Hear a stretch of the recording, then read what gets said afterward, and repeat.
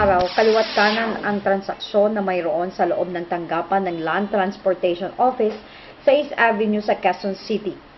Ang mahabang pila sa bawat papel at lisensya na iyong ipaparehistro ang kailangang bunuin bago maging legal ang iyong hawak na dokumento. Pero lingid sa kaalaman ng libo-libong mga Pinoy na nagpaparehistro dito, isang racket pala ang nangyayari sa Motor Vehicle Inspection Section. At ito inyong tutukan ang nakumpirma ng Remate Expose Team sa pagtambay sa opisina ni Motor Vehicle Inspector Francis Canlas Pineda. Batay sa sumbong na ipinarating sa grupo ng isang concerned citizen, ito raw si Inspector Francis ay nanghihingi ng padulas sa bawat sasakyan na kanyang i-inspeksyonin. Padulas? Anong padulas? Dito na nagpasya ang concerned citizen na samahan kami sa sinasabing opisyal. Kargado na ng spy camera at bit-bit ng mga dokumentong aming kailangan ay dumiretso na kami sa aming subject. Pagdating sa maliit na lamesa ng aming subject ay inilapag namin ng mahinahon ang papel na aming hawak. At ito pansinin kung paanong matapos na pirmahan ang dokumentong aming dala ay bigla na lang itong inihagis pabalik sa aming asset. Mukhang may pagka-arugante itong si Inspector. Sandali pang naghintay ang grupo upang matingnan naman ang aming hawak na papel. Change motor. Ay, change motor. Baka nagpapa-inspect sa kabila. Ayaw nila dito. Change motor ba ito? Oo. Change motor sa kanila. Sa kabila.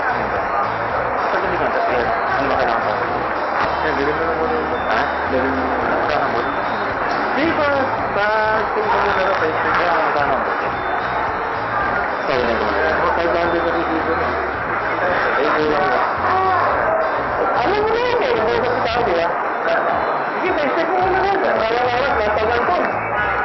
Patagal ba lang yun? Pakigako mo lang gawa natin.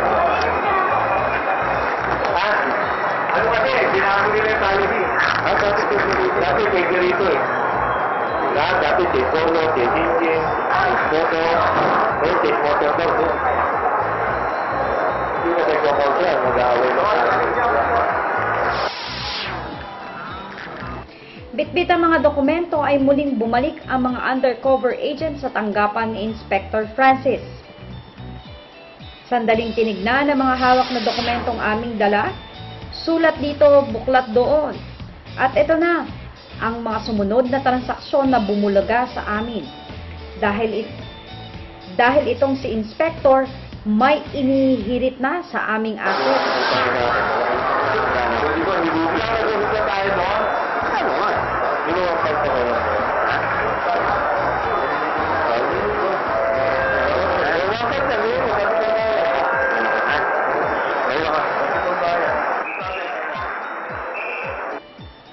Pagbalik ng Remate Expose Asset, ay agad na inabot kay Inspector Francis ang perang padulas nga daw kung tawagin. Aba, 1,500 pesos?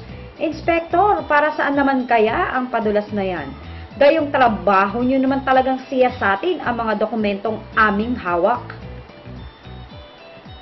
Ang lantarang pangungutong na ito na nakuna ng surveillance video ng Remate Expose ang dinala ng grupo sa tanggapan ni Mr. Carlito Calingo, officer in charge ng Registration Division ng LTO sa distrito ng Diliman.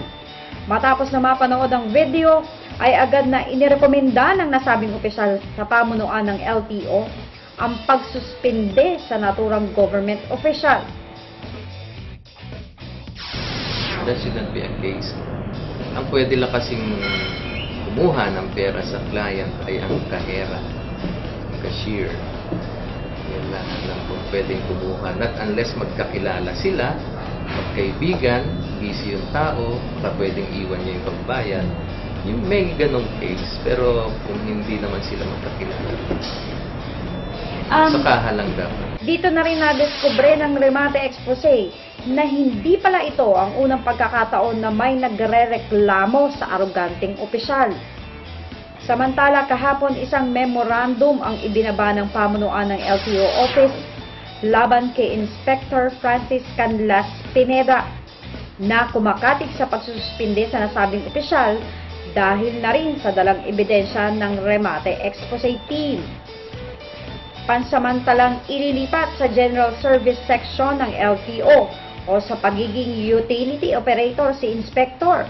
Kaya nga, Inspector, kung dating ballpen ang iyong hawak, ngayon, walis na at basahan. Para sa inyo mga sumbong ng mga katiwalian, mga racket, mga modus operandi na nais ninyong ibuking ng Remate Expose Team, mag-log on lamang sa www.remate.ph at i-report ang anumang impormasyon. Dahil sa iyo, magsisimula ang pagbabago.